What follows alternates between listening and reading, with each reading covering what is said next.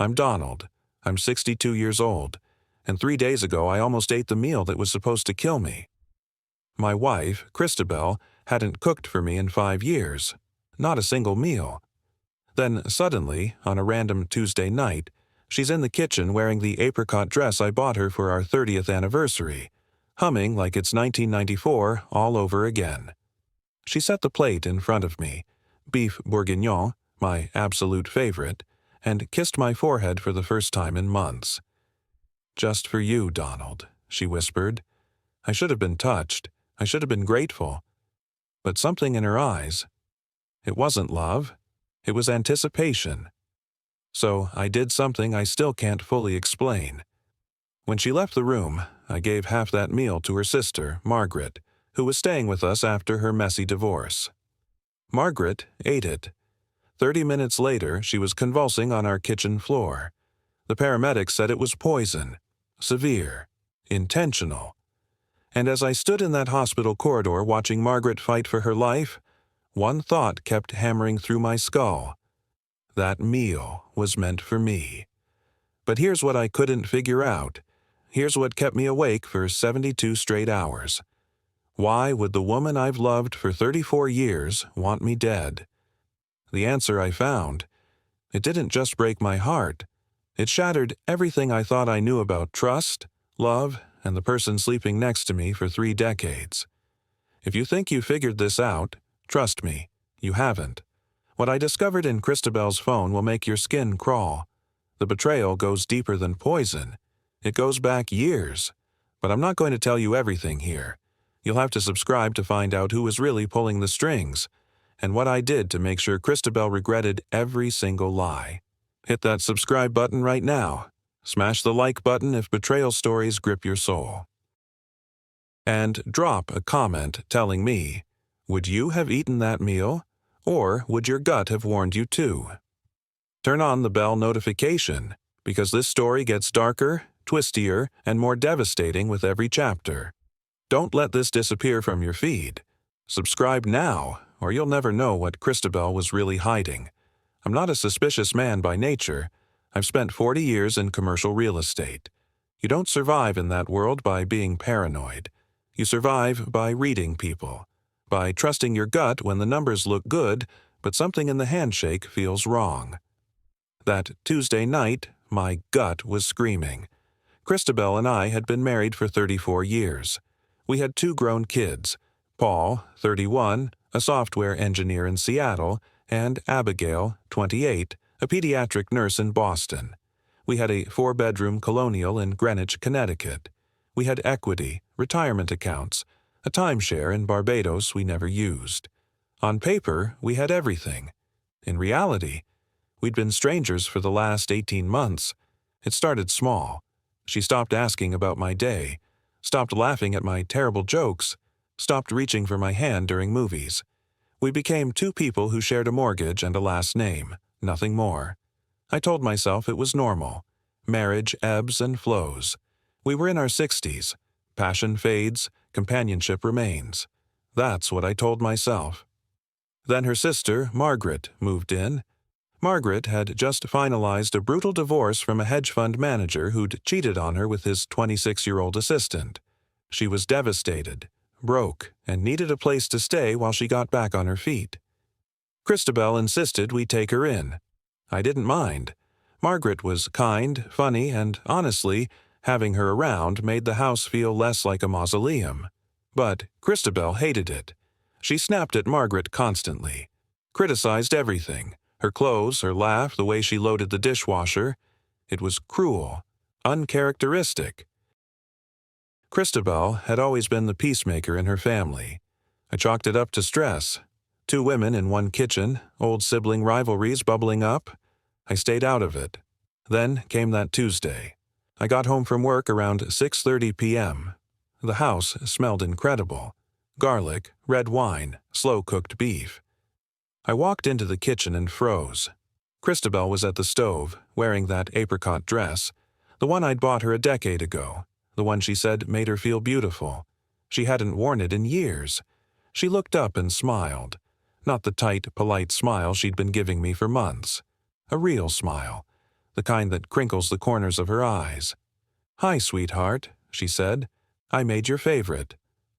My heart did this stupid, hopeful little flip. Maybe things were turning around. Maybe she'd realized what we were losing. She set the plate in front of me. Beef bourguignon, perfectly plated, garnished with fresh parsley. She poured me a glass of Merlot. Then she leaned down and kissed my forehead. "Just for you, Donald," she whispered. I picked up my fork, and that's when I saw it. Her eyes. They weren't soft. They weren't loving. They were watching, waiting, like a scientist observing a lab rat. My hand froze halfway to my mouth. "Everything okay?" she asked too quickly. "Yeah," I lied. This looks amazing.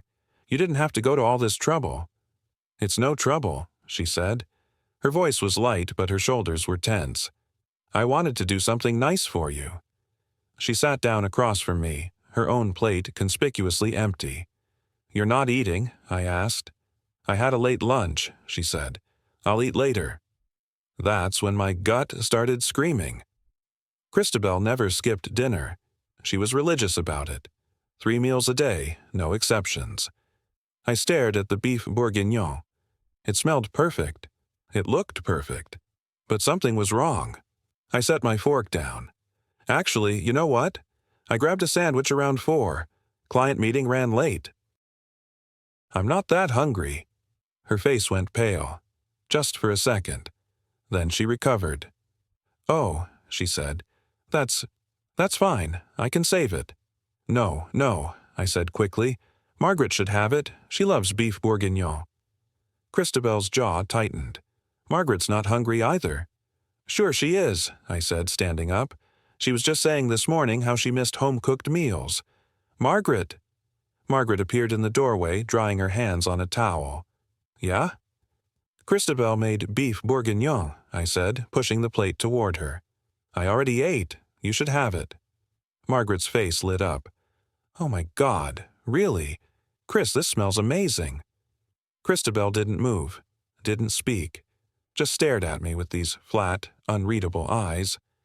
Margaret sat down and took a bite. "Holy shit, this is incredible. Chris, you outdid yourself." I watched Christabel's hand clench around her wine glass. "I'm glad you like it," she said quietly. Then she stood up and left the room. Margaret ate half the plate before she started sweating. At first, I thought it was just the wine. Then she started trembling. "Margaret," I said, "you okay?" She opened her mouth to respond. Then she collapsed. The paramedics arrived in 6 minutes. By then, Margaret was convulsing, foam gathering at the corners of her mouth. Her eyes had rolled back. Her skin was gray. I rode with her in the ambulance, holding her hand, praying to a God I wasn't sure I believed in anymore. Christabel followed in her car. At the hospital, they pumped Margaret's stomach, ran tests. The ER doctor, a young guy named Dr. Chris Patel, pulled me aside an hour later. "Mr. Hayes," he said, "your sister-in-law ingested a significant amount of ethylene glycol." "What's that?" I asked. "Antifreeze," he said. "Someone poisoned her." The floor dropped out from under me. That's impossible," I stammered. "It was just dinner. Just a regular dinner." Dr. Patel looked at me with this careful, practiced sympathy. "Mr. Hayes, this wasn't accidental. The concentration was too high. Someone put this in her food deliberately." I thought I was going to vomit. "Is she going to survive?" I whispered. "We caught it early," he said. "She'll be in ICU for a few days, but she should pull through." I nodded numbly. Then I turned and saw Christabel standing in the hallway, 20 feet away, staring at me. Her face was blank. Not horrified. Not worried. Blank. And that's when I knew. That meal wasn't meant for Margaret. It was meant for me. They arrested Christabel at 11:47 p.m. that same night. I didn't ask them to. I didn't even suggest it. But when the toxicology report came back showing deliberate poisoning, the police didn't need my permission. They showed up at our house with a warrant, read her rights in our living room, the same living room where we'd hosted Thanksgiving dinners and birthday parties and ordinary, beautiful life, and let her out in handcuffs. She didn't cry, didn't protest. She just looked at me as they guided her into the patrol car, and she said very quietly, "You gave it to her." Not, "How could you?" Not, "I didn't do this." Just, "You gave it to her." Like I'd ruined her plan. I stood on our front porch until the taillights disappeared. Then I walked back inside, sat on the couch, and stared at the wall for 3 hours. I couldn't process it. Couldn't make it fit into the shape of the woman I'd known for 34 years. Christabel, who'd held my hand through my father's funeral. Christabel, who'd nursed me through a heart attack 6 years ago, sleeping in a chair beside my hospital bed. Christabel, who'd slow danced with me in our kitchen on random Sunday mornings. That Christabel had tried to kill me, and I couldn't understand why. The next 72 hours were a blur. Margaret was moved out of ICU. She was weak, traumatized, but alive. The doctors said another 30 minutes and the organ damage would have been irreversible. I sat by her bedside, holding her hand, and when she finally woke up enough to talk, the first thing she said was, "She meant it for you, didn't she?" I nodded. Margaret closed her eyes. A tear slid down her cheek. I knew something was off, the way she looked at me when I ate it, like I'd stolen something from her. "I'm so sorry," I whispered, "if I'd known." "You saved my life, Donald," she interrupted. "Your instincts saved my life." But I didn't feel like a hero. I felt like a fool. How had I missed this? How had I lived with this woman for 3 decades and not seen what she was capable of? The police questioned me twice. They wanted to know if I'd suspected anything, if Christabel had been acting strangely, if we'd been fighting. I told them about the distance, the coldness, the late-night phone calls she'd been taking in the garage, the ones she said were her book club friends. One of the detectives, a sharp-eyed woman named Lieutenant Ramirez, leaned forward. "Mr. Hayes," she said, "do you know if your wife has any significant debts? Gambling problems? Affairs?" "No," I said automatically. Then I stopped. I don't think so." She exchanged a look with her partner. "What?" I asked. "We found some irregularities in your joint accounts," she said carefully. "Small withdrawals over the past 18 months, always under $10,000, always transferred to an account we're still tracing." My stomach dropped. "How much?" $160,000 so far." I couldn't breathe. "We'll need access to your financial records," Lieutenant Ramirez continued.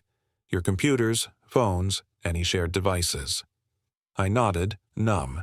That night I went home to an empty house. The police had seized Christabel's laptop, her phone, her files. They'd left everything else untouched, but the absence of her felt enormous. The house echoed. I walked into our bedroom, where we'd made love and argued and talked about our dreams, and I saw her nightstand. Her reading glasses, her hand lotion, a half-finished paperback, and tucked beneath the lamp, a small silver flip phone I'd never seen before. I should have called the police immediately. I didn't. I opened it. The phone had no password, just a simple burner, the kind you buy at a gas station with cash. There were only 5 contacts saved. Paul, our son, but this wasn't his real number. Abigail, our daughter, also not her real number. Chris M. D. My hands were shaking as I opened the messages. The thread with Chris was the longest. Chris. "Still on for Friday?" Christabel. "Yes. He'll be gone all day. Conference in Boston." Chris. "You sure about this?" Christabel. "I'm sure. It's time." I scrolled further. My vision blurred. Christabel. "I can't do this anymore. I feel like I'm suffocating." Chris. "Then let's move up the timeline." Christabel. "How?" Chris. "You know how." I kept scrolling. The messages went back 6 months. Planning. Logistics. Discussions about my life insurance policy. About my retirement accounts. Then I found this. Chris. Antifreeze is slow, tasteless if you use the right ratio. Mix it into something rich. Beef stew, bourguignon. The flavor covers it. Christabel. How long? Chris. Depends on the dose. Could be days, could be hours. Either way, it'll look like a heart attack. You said he's already had one. Christabel. 6 years ago. Chris. Perfect. No one will question it. I dropped the phone. I ran to the bathroom and vomited until there was nothing left. Then I sat on the cold tile floor and stared at the ceiling, and I felt something inside me crack wide open. Not sadness, not fear, rage. I didn't sleep that night. I sat at the kitchen table with that burner phone and I read every message, every email, every scrap of evidence, and I learned things I'll never be able to unlearn. Chris wasn't a lover. He was a financial advisor, a scumbag in a cheap suit named Christopher Dane who ran a shady investment firm in Stamford. Christabel had met him 2 years ago at a seminar on wealth management for retirees. He'd helped her siphon money from our accounts. Small amounts at first, $5,000 here, $8,000 there. Amounts I wouldn't notice. She'd told me she was investing in a women's wellness retreat business with her book club friends. It was all lies. The plan was simple. I'd die. It would look natural. Stress, bad genetics, a second heart attack. She'd inherit everything. The house, the retirement accounts, my life insurance, $1.2 million. Then she and Christopher would disappear to the Cayman Islands with my money. She'd even joked about it in one message. Once Donald's gone, we're free. No more pretending. No more waiting. I sat there as the sun came up, reading her words over and over, and I realized something horrifying. She hadn't just stopped loving me. She'd started hating me, and I never even noticed. At 7 a.m., I called Lieutenant Ramirez. I found something, I said. My voice sounded hollow. You need to see this. She arrived 30 minutes later with a warrant and a forensic tech. I handed over the phone. She read the messages, her face darkening with every swipe. Mr. Hayes, she said quietly, I'm very sorry. I nodded. I couldn't speak. We'll bring Christopher Dane in for questioning today, she continued. This is conspiracy to commit murder, financial fraud. Your wife is looking at serious prison time. Good, I said, and I meant it. Christabel's arraignment was 2 days later. I sat in the back of the courtroom and watched her stand before the judge in an orange jumpsuit, her hands cuffed, her hair unwashed. She looked small, broken. When the judge read the charges, attempted murder, conspiracy, fraud, she started crying. But when they led her out, she turned and looked directly at me. And she smiled. Just a little. Just enough for me to see. Like she still had a secret. Like this wasn't over. I didn't go to Christabel's bail hearing. I couldn't stomach the thought of watching her lawyer, some slick defense attorney named Marcus Webb, spin a story about how she was the real victim, how our marriage had been troubled, how I'd been controlling, distant, emotionally unavailable. But Margaret went. She sat in that courtroom, still weak from the poisoning, and she texted me updates every 15 minutes. Margaret, her lawyer is claiming you were abusive, that she was afraid of you. Margaret, judge isn't buying it. Prosecution showed the phone records. Margaret, bail denied. She's staying in county jail until trial. I should have felt relief. Instead, I felt nothing. Just this cold, expanding numbness where my heart used to be. That night, Lieutenant Ramirez called me. Mr. Hayes, we brought Christopher Dane in for questioning this morning. And? My voice was flat. He cracked in under 2 hours, she said. Gave us everything. Bank records, emails, the whole offshore account structure. He's trying to cut a deal. What did he say about Christabel? There was a pause. He said she approached him, not the other way around. She came to him with a plan already half-formed. He just helped her execute it. I closed my eyes. So this was all her idea. According to Dane, yes. He claimed she was obsessed with the idea of starting over, a new life, new identity. She told him you'd become a burden, that you were holding her back from the life she deserved. A burden. 34 years of marriage, 2 children, a lifetime of memories, and I was a burden. There's something else, Lieutenant Ramirez said carefully. Dane mentioned a third party, someone who helped Christabel research the poison, someone she referred to in messages as M. My blood went cold. M? We're working on identifying them, but Mr. Hayes, you should know that Dane claims this goes back further than 6 months. He says Christabel had been planning your death for almost 2 years. I hung up. Then I walked into my garage, found the heaviest thing I could lift, a toolbox, and I threw it through the wall. I screamed until my throat burned. Then I sat on the concrete floor, surrounded by scattered wrenches and screwdrivers, and I cried for the first time since this nightmare began. 3 days later, I got a visitor. Paul, my son, flew in from Seattle unannounced. He showed up at my door at 10 p.m., looking exhausted and furious. "Dad," he said, "we need to talk." I let him in. We sat in the living room, the same room where Christabel had been arrested, and he stared at me with this mixture of anger and devastation. "Is it true?" he asked. "Did Mom really try to kill you?" I nodded. He put his head in his hands. Jesus Christ. "I'm sorry you had to find out this way," I said quietly. "Don't apologize," Paul snapped. "You didn't do anything wrong. She did." He looked up at me, his eyes red. "Abigail won't even talk to me about it. She keeps saying there has to be an explanation, that Mom wouldn't do this." "There's an explanation," I said bitterly. "She wanted my money." Paul shook his head. "It's more than that, Dad. I've been going through old emails, old conversations. She's been different. For years. Resentful. Angry. I just thought it was normal midlife stuff." "She hid it well," I said. "Too well." Paul hesitated. "Dad, there's something I need to tell you. About a year ago, Mom called me. Late at night. She was drunk, I think. She started ranting about how she'd wasted her life, how she'd given up everything to be a wife and mother, and what did she have to show for it?" I stared at him. "She said that to you?" "Yeah.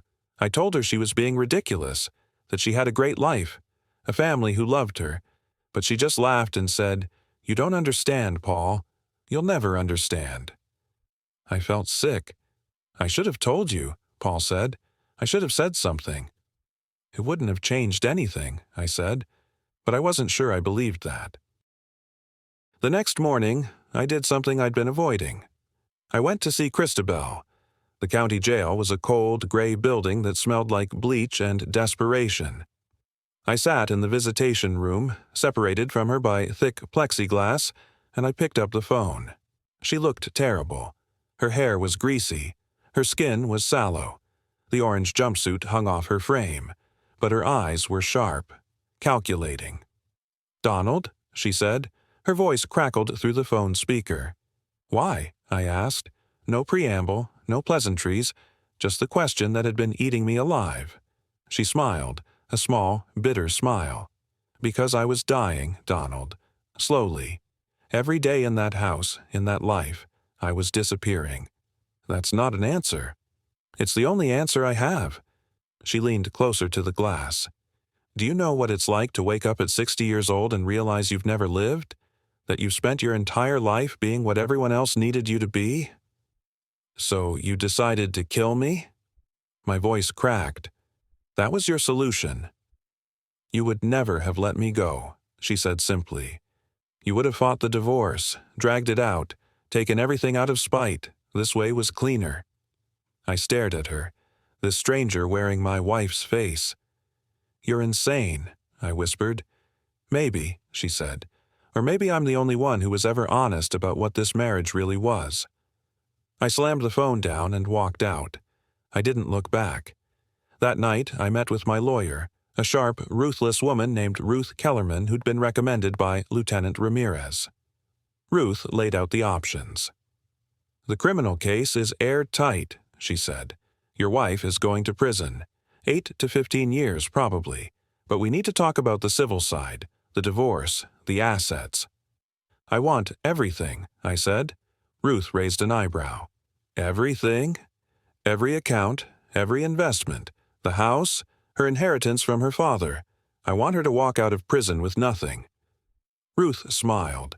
It wasn't a kind smile. I can make that happen. Over the next 2 weeks, Ruth filed for divorce on the grounds of attempted murder and fraud. We froze every joint account. We subpoenaed Christopher Dane, who testified that Christabel had orchestrated the entire scheme. We seized the offshore accounts, recovered $160,000, proved that Christabel had forged my signature on multiple withdrawal slips. Her lawyer tried to fight, tried to claim she was coerced, mentally unstable, a victim of Christopher's manipulation. But the evidence was overwhelming. The phone messages, the toxicology reports, Margaret's testimony, and then the final nail in the coffin. We identified M. You think you know who M is? You're wrong. The identity of this person will destroy you, and it destroyed Donald. If you're not subscribed, you're about to miss the most shocking reveal of this entire story. Subscribe now. Like this video if your heart is pounding. Comment, who is M? Because I promise you, the answer is darker than anything you've imagined. Don't miss. It's coming, and it's devastating. M was Margaret, my sister-in-law. The woman who'd almost died eating the poison meant for me. The woman I'd sat beside in the ICU, holding her hand, praying for her survival. She'd been helping Christabel plan my murder. I found out on a Tuesday morning. Lieutenant Ramirez called me at 6 a.m. Her voice was tight, professional, but I could hear the disgust underneath. Mr. Hayes, we need you to come down to the station. There's been a development. I drove there in a daze, my hands numb on the steering wheel. When I arrived, Ramirez led me into a small conference room. A laptop sat open on the table, frozen on an email thread. We recovered these from a secondary email account Christabel had been using, Ramirez said. They're between her and Margaret, going back 18 months. I sat down. Read the first email. From Christabel. To M. Subject. The plan. I can't do this anymore. I need out. But Donald will never agree to a fair divorce. He'll take everything out of spite. You know how he is. From M. To Christabel. The plan. Then don't give him the choice. You deserve better than this, Chris. You've sacrificed everything for that man. It's time to take what's yours. I kept reading, email after email. Margaret encouraging Christabel. Margaret researching poisons. Margaret suggesting Christopher Dane as a financial partner. And then the email that made my stomach drop. From M. To Christabel. Subject. Final details. If you serve it. Tuesday night I'll make sure I'm there to accidentally eat some. Just a little, not enough to kill me, but enough to make it look like food poisoning. That way, no one suspects you. It'll look like a tragic accident. I'll recover. You'll be the grieving widow. No one will ever know. I looked up at Lieutenant Ramirez. She knew. She planned it with Christabel, Ramirez said quietly. They calculated the dose carefully. Enough to make Margaret sick, but not enough to cause permanent damage. It was all theater, Mr. Hayes. To cover Christabel's tracks. But she almost died, I said. My voice sounded far away. The doctors said another 30 minutes. Christabel gave her too much, Ramirez said. Either she miscalculated or she trailed off. Or what? Or she wanted Margaret dead, too. I walked out of that police station and I didn't remember getting into my car. Didn't remember driving. I just suddenly found myself parked outside Margaret's apartment. A little rental in Stamford where she'd moved after being released from the hospital. I sat there for 20 minutes, staring at her door. Then I got out and knocked. Margaret answered in yoga pants and an oversized sweater. She looked healthy, recovered. Her face lit up when she saw me. "Donald, what are you doing here?" Come in, I'll make coffee. I know, I said. Her smile froze. I know about the emails, about the plan, about everything. The color drained from her face. Donald, I can explain. Don't. My voice was cold, controlled. Don't you dare try to explain this. She stepped back. I followed her inside, closed the door. It wasn't supposed to go this far, she said quickly.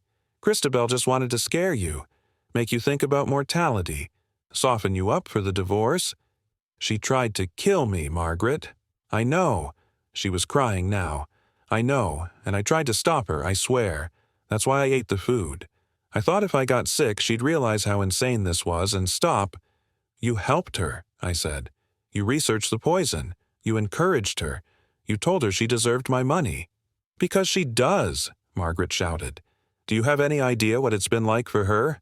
34 years of being Donald's wife, of standing in your shadow, of watching you get all the credit, all the respect, while she just smiled and played hostess at your business dinners? I stared at her. So I deserved to die? No, she said quietly, but you deserved to lose something.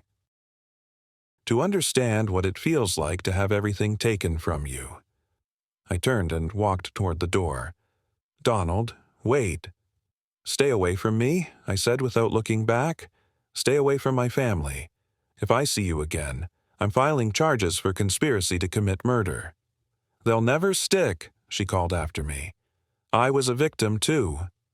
I stopped, turned, looked at her one last time. No, Margaret, you were an accomplice, and you almost got away with it. Then I left. The trial started 6 weeks later. Christabel pleaded not guilty. Her lawyer tried to paint her as a woman driven to desperation by an abusive, controlling husband.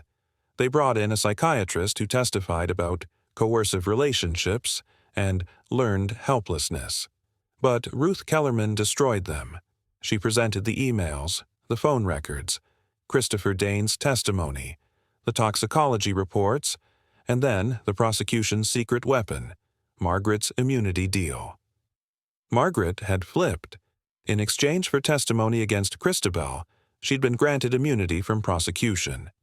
She sat on that witness stand in a navy blue dress, looking small and scared, and she told the jury everything. How Christabel had approached her 2 years ago, how they'd planned it together, how the poisoning was supposed to look like an accident. But she gave me too much, Margaret said, her voice shaking. I think she wanted me gone too. She didn't want any loose ends. Christabel's face went white. The jury deliberated for 4 hours. Guilty on all counts. The sentencing hearing was 3 weeks later. The judge, a stern woman in her 60s named Judge Patricia Moreno, looked at Christabel with open disgust. Mrs. Hayes, she said, you planned the murder of your husband with meticulous care. You enlisted help. You manipulated your own sister. You showed no remorse. This court sentences you to 15 years in state prison for attempted murder, plus an additional 5 years for fraud and conspiracy. 20 years. Christabel would be 82 when she got out, if she survived that long. I sat in that courtroom and watched them lead her away in handcuffs. She didn't look at me, didn't cry, didn't say a word. But as she reached the door, she paused, turned, and whispered something to her lawyer. He nodded, walked over to me. Mr. Hayes, he said quietly, my client asked me to give you a message. I don't want to hear it. She said, check the life insurance policy, the one you don't know about. Then he walked away. I went home that night and tore apart Christabel's office. I found it in a locked drawer. A life insurance policy I'd never seen before, taken out 3 years ago, with me as the insured, and Margaret listed as the primary beneficiary. $800,000. I sat in Christabel's office for 3 hours, staring at that life insurance policy. The pieces were falling into place, the real picture, the one I'd been too blind, too trusting to see. Margaret hadn't been the accomplice. She'd been the architect. Christabel was going to kill me. Margaret would collect the $800,000 insurance payout as my grieving sister-in-law. Then they'd split everything. My retirement accounts, the house, the offshore money Christopher Dane had helped them hide, but Christabel had gotten greedy. Or paranoid. Or maybe she'd just decided Margaret was a loose end. So she'd put enough poison in that meal to kill them both. Me first. Then Margaret, slowly, over the course of a week. 2 tragic deaths. 1 convenient inheritance for Christabel alone. Except I'd given the food to Margaret, and Margaret had survived. And now both of them were exposed. I called Ruth Kellerman at midnight. "We need to reopen the case against Margaret," I said. My voice was steady, cold. "I found new evidence." "What kind of evidence?" Ruth was wide awake, sharp as ever. I told her about the insurance policy, about the timeline, about how Margaret's immunity deal was built on a lie. Ruth was silent for a long moment. "Donald," she said carefully, "Margaret's deal is done. She testified. She's protected." "Then we go after her civilly," I said. "Wrongful death attempt, fraud, conspiracy. I don't care if she doesn't go to prison. I want her destroyed." "That I can do," Ruth said, and I heard the smile in her voice. The civil lawsuit took 8 months to build. During that time, I sold the house. I couldn't stand being there anymore.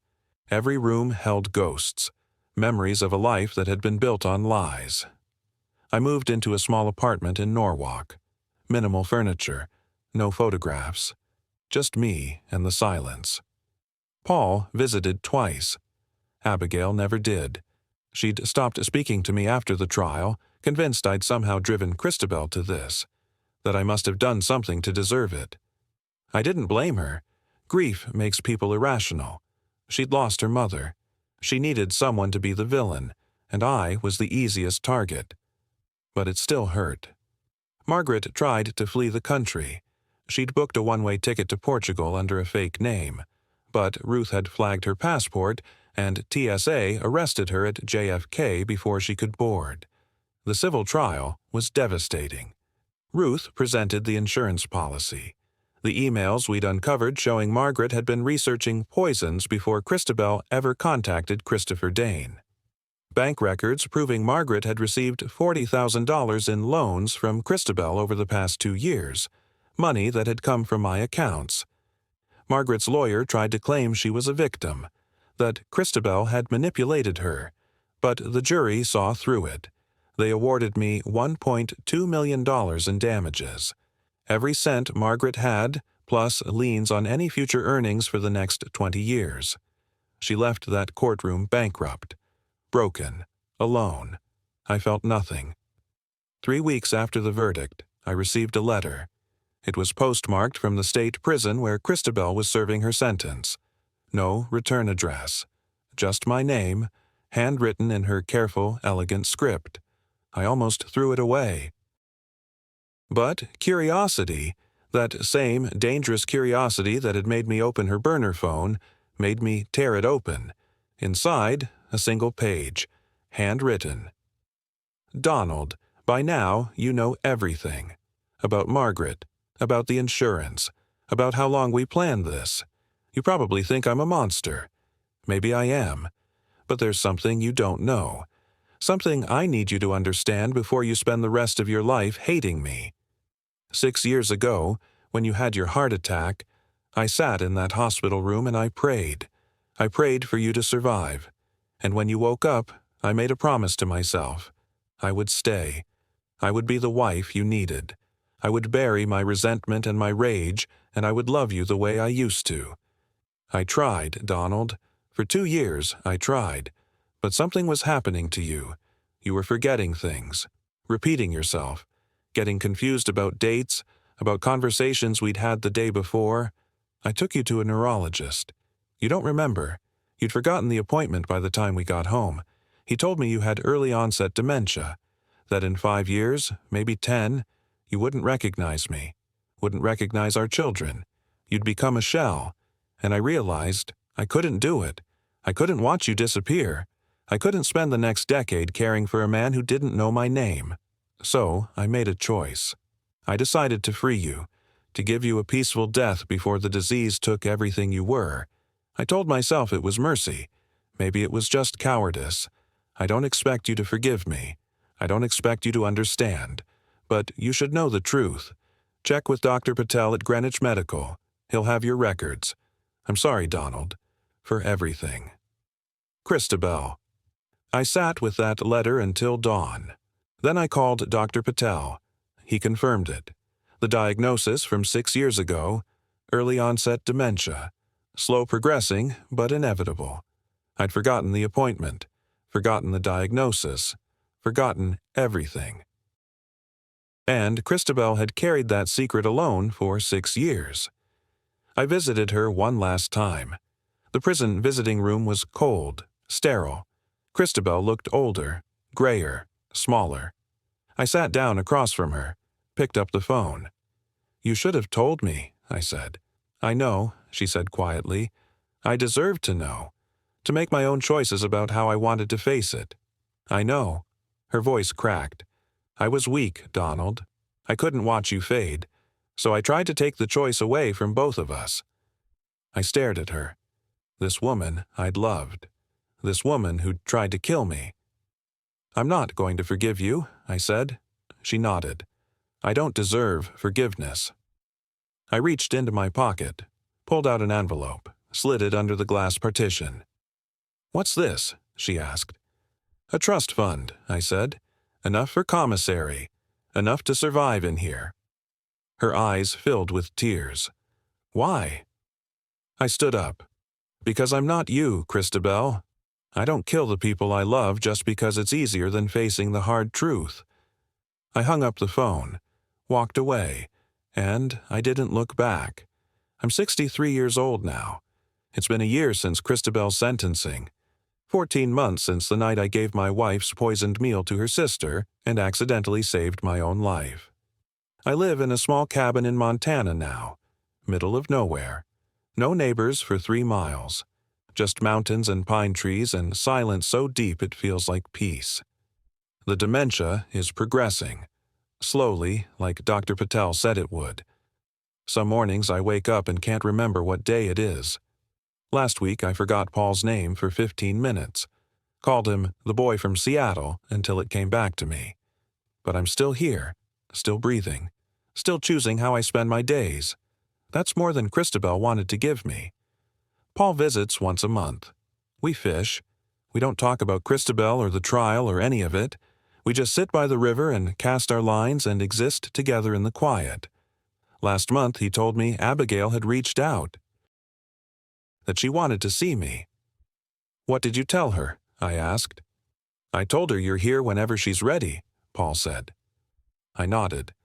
"I don't know if she'll come. Maybe she will. Maybe she won't.